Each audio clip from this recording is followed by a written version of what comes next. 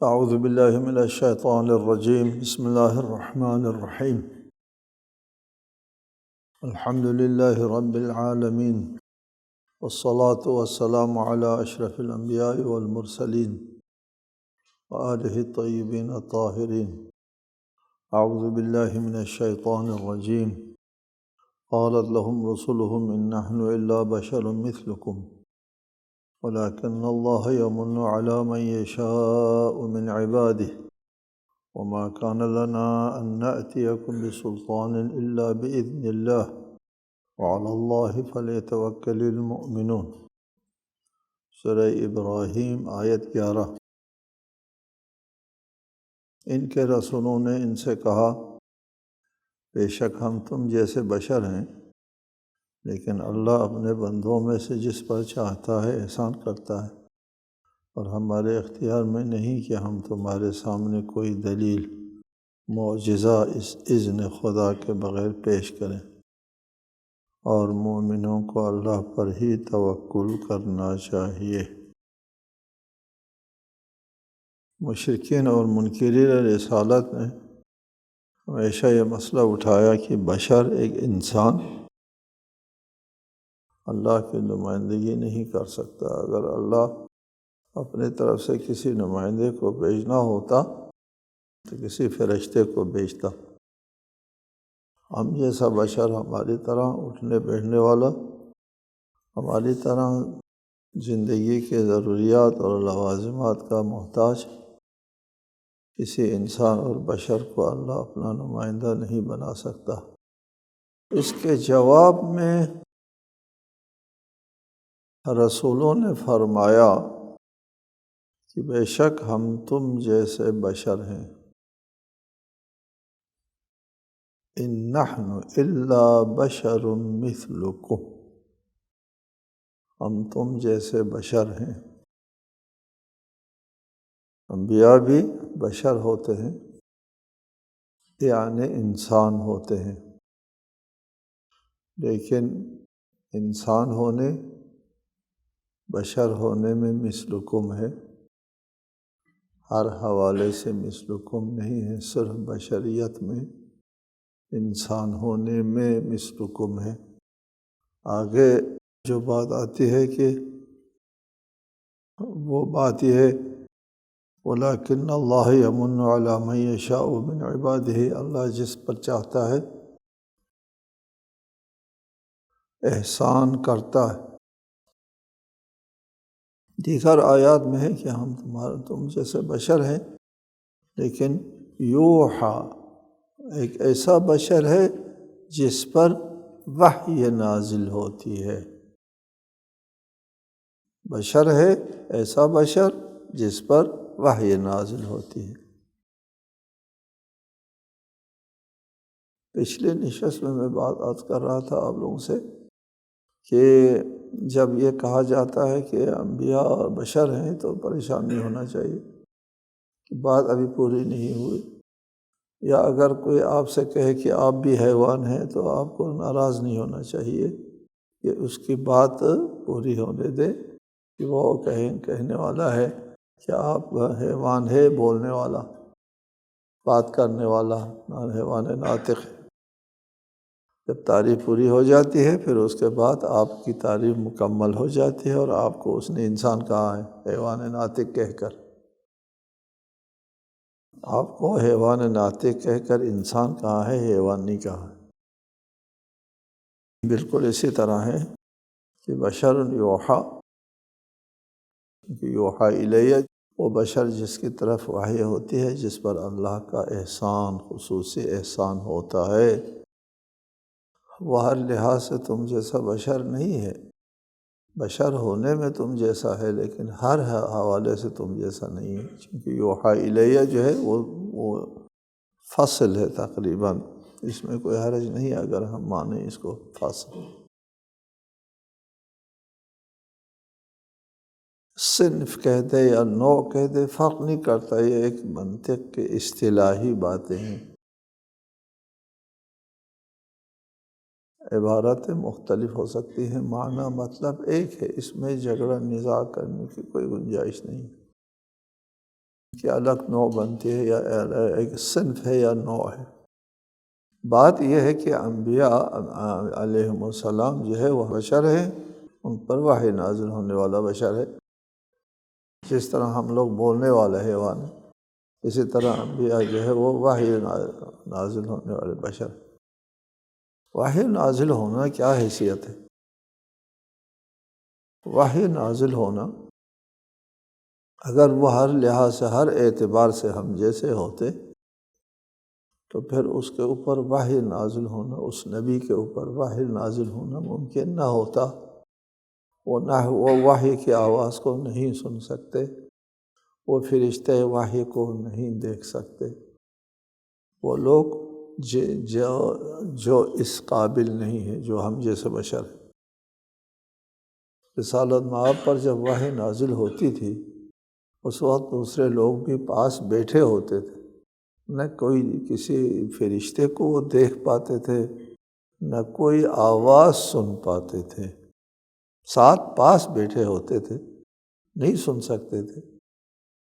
اور اگر وحی کی آواز انہی آواز کے ارتعاش کے ذریعے جو آپ کے کان کے پردے کے ساتھ وہ آواز ٹکراتی ہے اور پھر دماغ تک وہ آواز پہنچتی ہے، اسی ذریعے سے اگر وحی کی آواز سننا ہوتا تو پھر ٹھیک ہے جی، وہ ہر اعتبار سے ہم جیسا ہے، ہم بھی اسی طرح سنتے ہیں جس طرح آپ سنتے ہیں، ہم بھی اسی طرح دیکھتے ہیں جس طرح آپ دیکھتے ہیں، لیکن ایسا نہیں ہے۔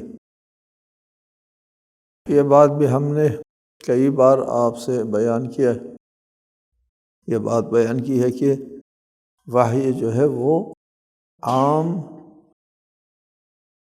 جو ذرائع ہے، محسوسات، اس کے ذریعے انبیاء جو وحی کو حاصل نہیں کرتے۔ عام جو آواز ہر کوئی سن سکتا ہے، اس قسم کی کسی آواز کے ذریعے نہیں۔ وحی جو ہے وہ قلب، انسان کے قلب پر نازل ہوتا ہے، نہ سمع و بصر پر۔ آواز جب سنتا ہے قلب سنتا ہے، نہ کان کے پردے سنتے ہیں کہ کان کے پردوں میں ارتعاش آیا اور وہ ارتعاش جو ہے وہ اعصاب کے ذریعے دماغ تک پہنچ گیا، اس طرح نہیں سنتے، قلب سنتا ہے۔ دوسرے لفظوں میں یہ جو وحی کی تعلیم ہے، وحی کی آواز جو ہے وہ ایک تکوینی ہے، تکوینی عمل ہے، جس طرح تخلیق اللہ تعالیٰ کا ہے وہ تکوینی ہے۔ سنقرئک فلا تنسیٰ، جو ہم ایسے پڑھاتے ہیں سمع و بصر اور حواس کے ذریعے پڑھاتے ہیں، اس میں انسان بھول سکتا ہے۔ یہ حواس کے ذریعے نہیں پڑھاتے، پورے وجود کو جو پڑھایا جاتا ہے وہ بھولنا نہیں جاتا، ٹھیک ہے۔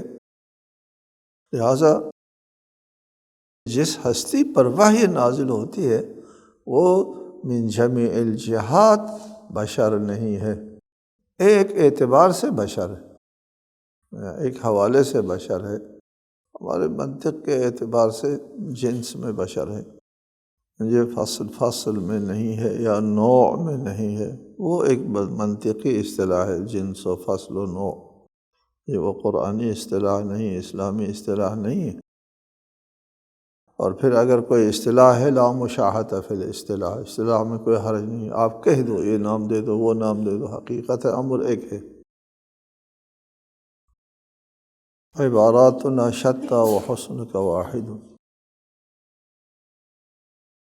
جواب میں فرمایا ان نحن الا بشر مثلکم ولکن اللہ، لیکن استدراک ہے، ولیکن اللہ یمن علی من یشاء من عبادہ، اللہ جس پر چاہتا ہے احسان کرتا ہے، اس احسان میں ہم تم جیسا نہیں ہے، وہ احسان جو ہم پر ہوا ہے وہ تم پر نہیں ہوا، جس احسان کے ہم اہل ہیں تم نہیں ہو، جس احسان کے ہم لائق ہیں وہ تم نہیں ہو۔ وما کان لنا ان نأتیکم بسلطان الا باذن اللہ، یہ جو کہتے ہو معجزے، یہ جو فرمائشی معجزے جو ہے جو روز معجزوں کا مطالبہ کرتے ہو، اس قسم کے معجزے جو ہے وہ دینے کے مجاز نہیں ہے۔ وما کان لنا، حق نہیں ہے کہ ہر روز ہم شعبدہ بازوں کی طرح معجزے دکھاتے رہیں، جو بھی آیا اور معجزے کا مطالبہ کیا اور اس کے لیے معجزہ دکھاتے رہے۔ یہ حق ہمارے پاس نہیں ہے، اور نہ یہ ہمارا کام ہے کہ ہر روز معجزے دکھاتے رہے، ہر مطالبے پر معجزہ دکھاتے رہے۔ وہ ابتدائی معجزہ جس کے ساتھ ہم مبعوث ہوتے ہیں، اس پر ایمان لانے والے ایمان لاتے ہیں، نہیں لانے والے ہزار معجزے دکھائیں پھر بھی نہیں ایمان لاتے۔ وما کان لنا ان نأتیکم بسلطان، سلطان دلیل معجزہ، ہم کو یہ حق حاصل نہیں ہے کہ ہم تمہارے پاس کوئی معجزہ اور دلیل پیش کریں، الا باذن اللہ، اذن خدا کے ساتھ ہو سکتا ہے جو کچھ ہو سکتا ہے۔ اور اذن خدا شروع میں جب ہم مبعوث ہوتے ہیں وہاں پر اذن خدا اور معجزہ دلیل کے ساتھ ہم مبعوث ہوتے ہیں، اس کے بعد اذن خدا نہیں ہوتا۔ وعلی اللہ فلیتوکل المؤمنون، یہ لوگ آپ لوگوں کو تسلیم نہیں کرتے، اللہ کا رسول نہیں مانتے، خود جیسا بشر سمجھتے ہیں۔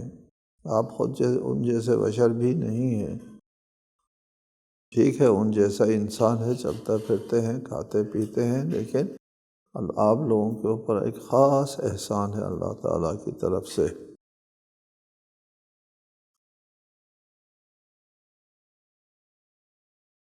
اس کے باوجود یہ لوگ اگر انکار کرتے ہیں، آپ کی نبوت رسالت کو نہیں مانتے ہیں، تو پریشان نہ ہو، معاملہ اللہ پر چھوڑو۔ وعلی اللہ فلیتوکل المؤمنون، مومنین کو چاہیے کہ وہ اللہ پر توکل کریں۔ فلیتوکل، توکل کرنا چاہیے، کس کو توکل کرنا چاہیے؟ مومنین کو، جن کو اللہ کے اوپر ایمان ہے، وہ بھی ایمان راسخ، وہ اللہ پر بھروسہ کرتے ہیں۔ اور اگر اللہ کے اوپر ایمان نہیں ہے، عقیدہ نہیں ہے، تو وہ اللہ پر بھروسہ نہیں کرتے۔ توکل یعنی اللہ کو وکیل بنانا، اپنے کام اس کے سپرد کر دینا، اللہ وکیل۔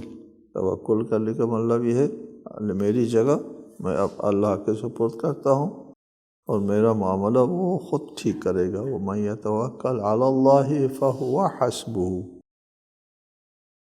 جو اللہ کے اوپر بھروسہ کرتا ہے، اللہ کے اپنا کام اللہ کے سپرد کرتا ہے، تو پھر اللہ کافی ہے اس کے لیے، کسی اور کی ضرورت نہیں ہوتی۔ اس کا مطلب یہ نہیں کچھ کرنے کی ضرورت نہیں ہوتی۔ فَهُوَ حَسْبُهُ، اللہ کافی ہے، آپ کو کام کرنے کی ضرورت نہیں، ایسا نہیں۔ مومن اللہ کے اوپر توکل کرتا ہے، بھروسہ کرتا ہے۔ مومن کس کہتے ہیں؟ اللہ کے اوپر ایمان رکھتا ہے، اللہ کے قانون اور اللہ تعالیٰ کا وضع کردہ نظام پر ایمان رکھتا ہے۔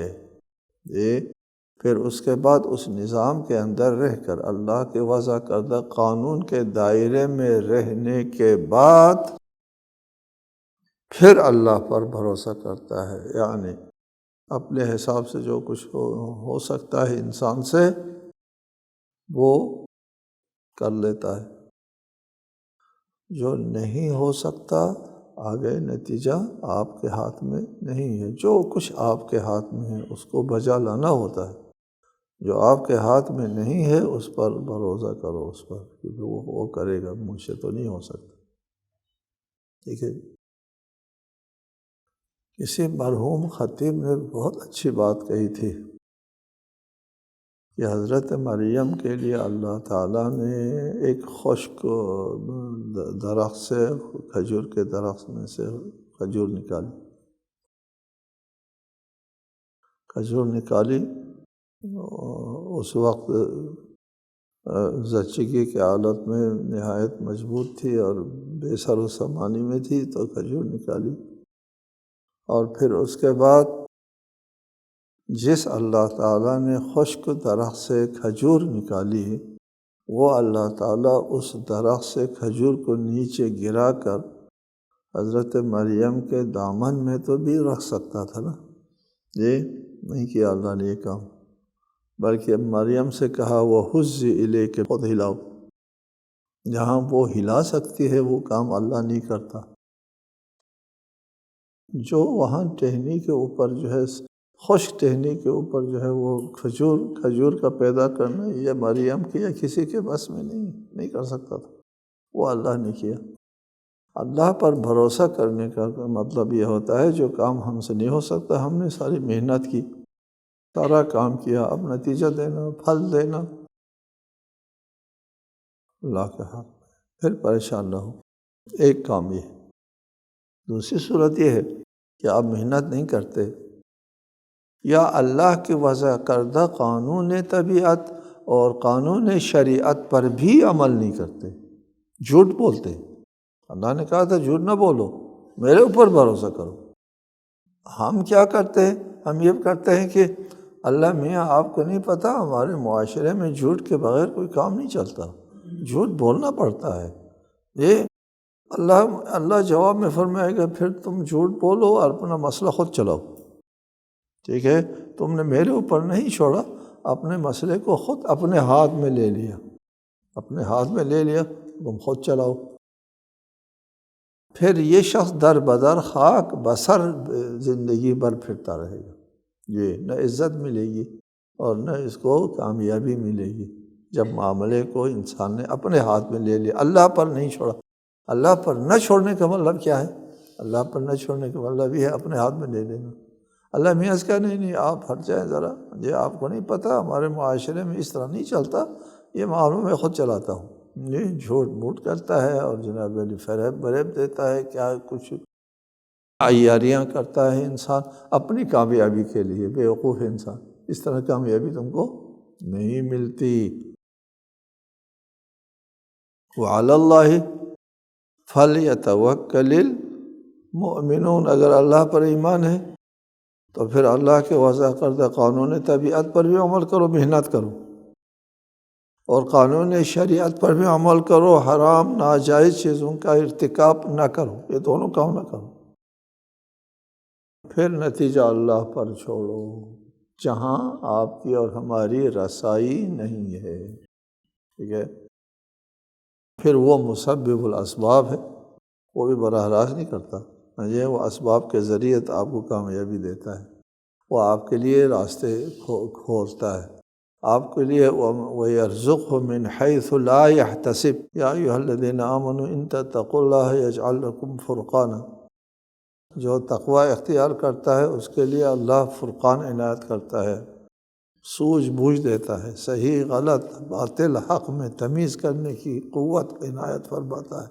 اور اسی آیت میں ہے جو تقوی اختیار کرتا ہے یجعل لہ مخرجا، وہ بن گلی میں نہیں پھنستا، ٹھیک ہے؟ تقوی اختیار کرو، بن گلی میں نہیں پھنستا، اور وہاں سے تم کو رزق ملتا ہے جہاں سے تم نے گمان ہی نہیں کیا تھا، سوچا بھی نہیں تھا۔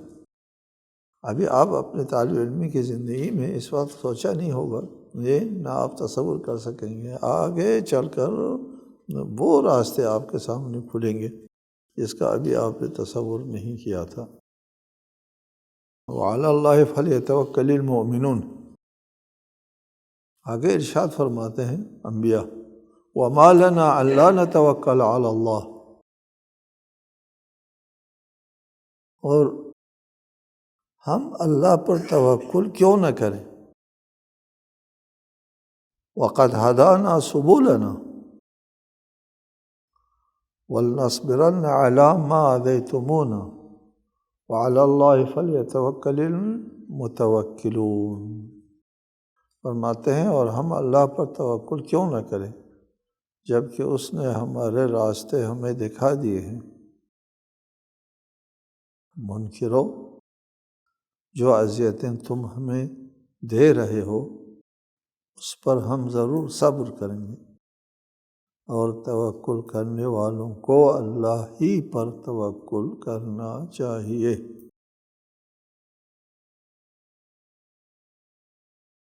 انبیاء فرماتے ہیں کہ ہم اللہ پر توکل کیوں نہ کریں، وقد ہدانا سبلنا، ہم کو اللہ تعالیٰ نے راستے دکھائے ہیں۔